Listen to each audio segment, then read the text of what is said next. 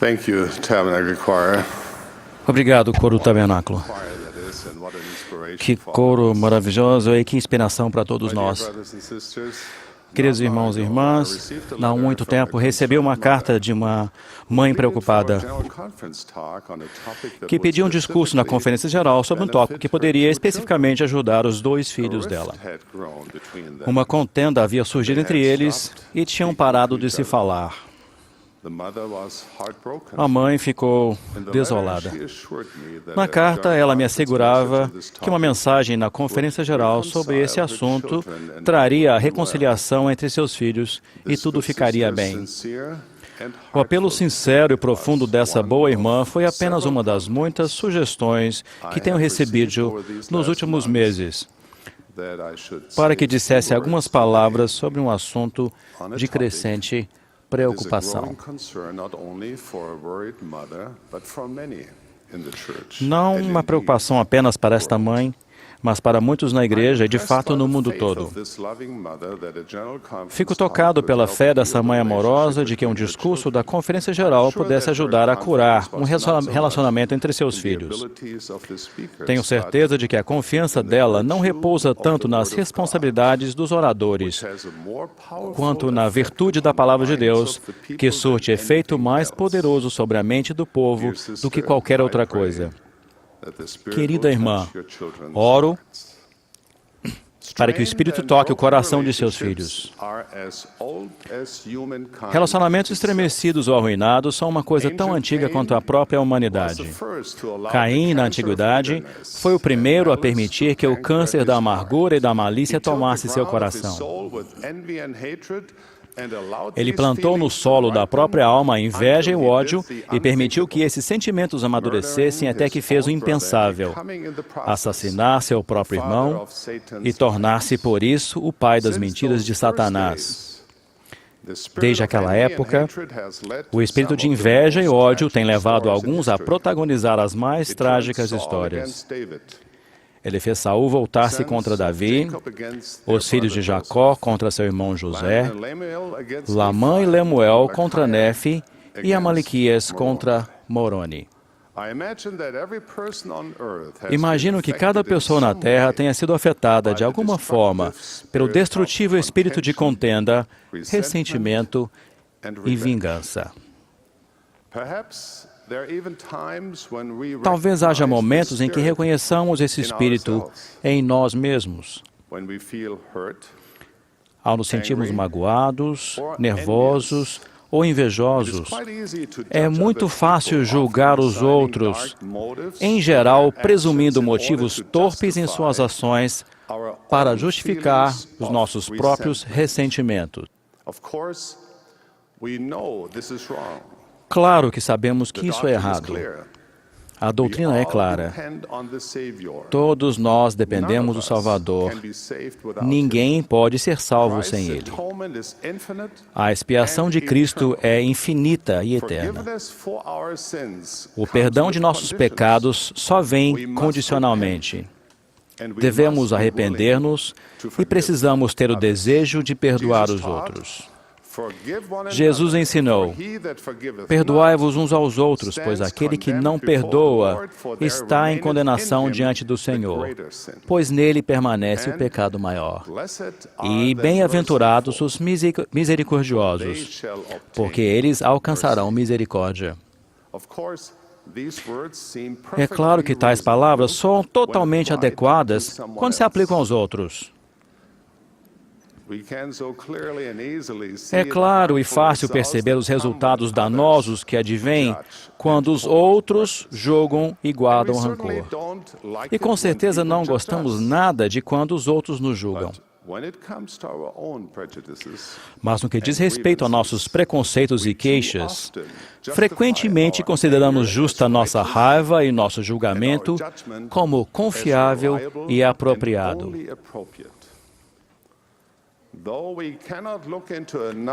Embora não possamos ver o coração do outro, presumimos que conhecemos motivações ruins ou até mesmo que sabemos se a pessoa é má.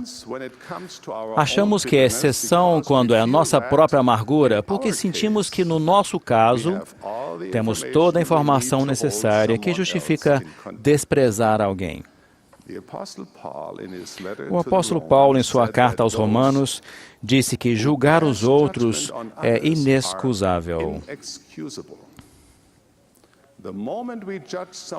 No momento em que julgamos os outros, explicou ele, condenamos a nós próprios, pois ninguém há sem pecado. Recusar-se a perdoar é um pecado grave, pecado contra o qual o Salvador alertou. Os próprios discípulos de Jesus procuraram pretextos uns contra os outros e em seu coração não se perdoaram. E por esse mal foram afligidos e severamente repreendidos. Nosso Salvador falou com tanta clareza sobre isso que pouco espaço há para interpretações. Eu, o Senhor, perdoarei a quem desejo perdoar, disse ele. Mas de vós é exigido que perdoeis a todos os homens. Posso acrescentar algo aqui? Quando o Senhor requer que perdoemos a todos os homens, isso inclui, é claro, perdoar a nós mesmos. Às vezes, de todas as pessoas do mundo, a que temos maior dificuldade de perdoar, assim como a que talvez mais precise do perdão, é aquela a quem encaramos ao olhar no espelho. Esse assunto de julgar os outros poderia, de fato, ser ensinado em um sermão de 2 palavras. No que se relaciona a ódio, maledicência, desprezo, infâmia, rancor ou desejo de magoar, apliquem, por favor, o seguinte: parem já. É muito simples. Simplesmente temos de parar de julgar os outros e devemos substituir os pensamentos e sentimentos dessa natureza pelo amor a Deus e a seus filhos. Deus é nosso Pai. Somos seus filhos. Somos todos irmãos e irmãs. Não tenho palavras exatas para expressar com suficiente eloquência, ardor e persuasão para que fique bem marcada essa questão de não julgar os outros. Posso citar algumas escrituras que podem nos ajudar.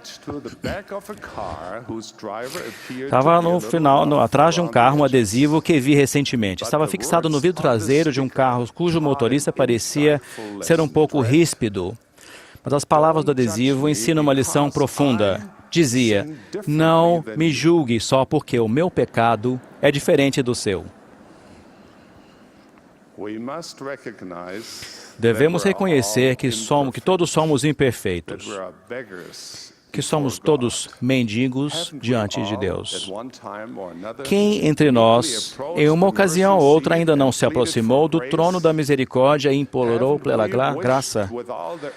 Não ansiamos com toda a força da alma pela misericórdia, pelo perdão dos erros e pecados que cometemos.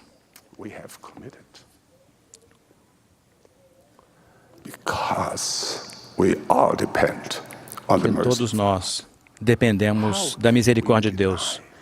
Como podemos negar aos outros, em qualquer medida, a graça de que desesperadamente também necessitamos?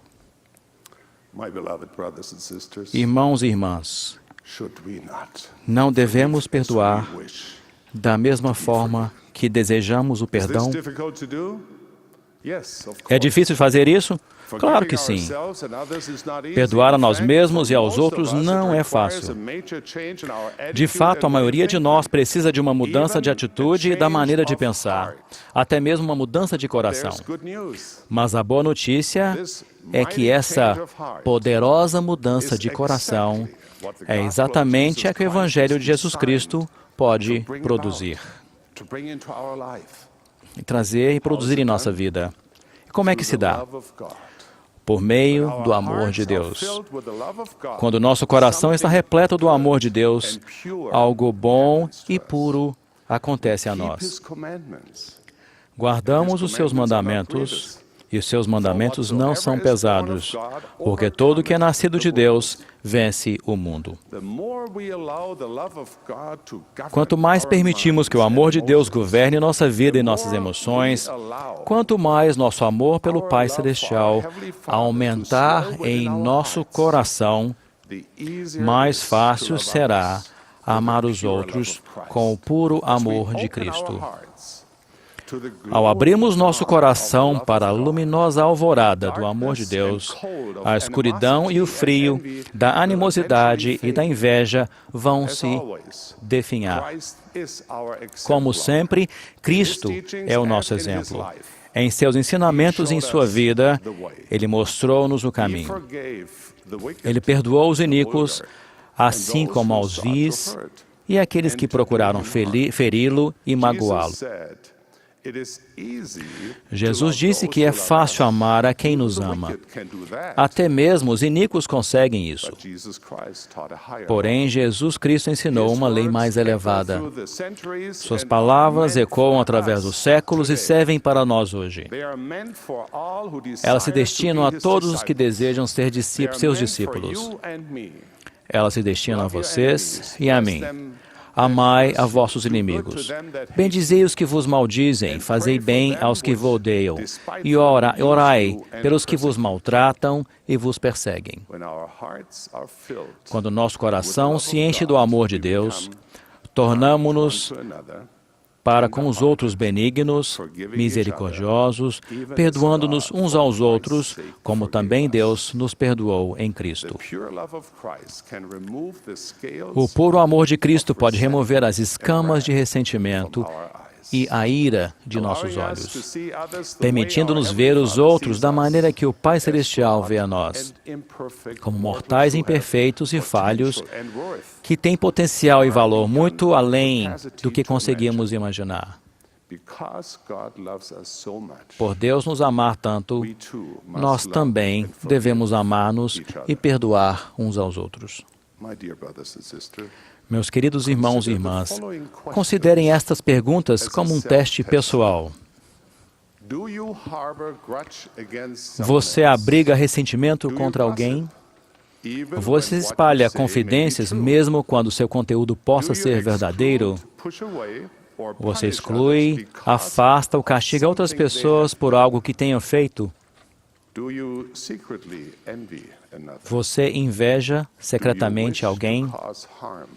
Deseja causar mal a alguém? Se você respondeu sim a uma dessas perguntas, talvez queira aplicar o sermão de 2 palavras que preguei antes. Pare já.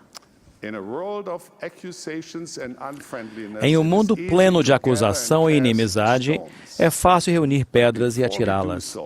Mas antes de pensar em fazer isso, lembremo-nos das palavras daquele que é nosso mestre e modelo. Aquele que de entre vós está sem pecado, seja o primeiro que atire a pedra. Irmãos e irmãs, vamos abandonar as nossas pedras. Sejamos bondosos, perdoemos, falemos uns aos outros com mansidão. Deixemos que o amor de Deus encha nosso coração. Façamos bem a todos. O Senhor prometeu, dai e ser-vos-á dado, boa medida, recalcada, sacudida e transbordando, porque com a mesma medida com que medirdes, também vos medirão de novo. Não deveria essa promessa ser suficiente para sempre fazer-nos empreender esforços em atos de bondade, perdão e caridade, em vez de termos qualquer comportamento negativo, vamos nós, como discípulos de Jesus Cristo, pagar o mal com o bem. Não vamos nos vingar ou permitir que a ira nos domine, porque está escrito: minha é a vingança, eu recompensarei, diz o Senhor. Portanto, se o teu inimigo tiver fome, dá-lhe de comer. Se tiver sede, dá-lhe de beber. Não te deixeis vencer do mal, mas vence o mal com o bem. Lembrem-se, no final, são os misericordiosos que obterão a misericórdia. Como membros da Igreja de Jesus Cristo dos Santos dos Últimos Dias, onde quer que estejamos, que sejamos conhecidos como povo que ama uns aos outros. Irmãos e irmãs, já existem pesar e tristeza suficientes nesta vida sem precisarmos acrescentar a isso teimosia, amargura e ressentimentos. Não somos perfeitos. As pessoas ao nosso redor não são perfeitas. Às vezes fazem coisas que nos incomodam, decepcionam e enraivecem. Nesta vida mortal, sempre será assim. No entanto, devemos livrar-nos dos ressentimentos. Parte do propósito da mortalidade é aprender a nos livrar de tais coisas. Este é o caminho do Senhor. Lembrem-se de que o céu está cheio de pessoas que têm em comum o seguinte: elas perdoam e continuam a perdoar. Depositem sua carga aos pés do Salvador. Parem de julgar. Permitam que a expiação de Cristo mude e cure seu coração. Amem uns aos outros, perdoem uns aos outros. Os misericordiosos obterão misericórdia. Disso testifico em nome daquele que amou tanto e tão completamente, deu sua vida por nós. Seus amigos, em nome de Jesus Cristo. Amém.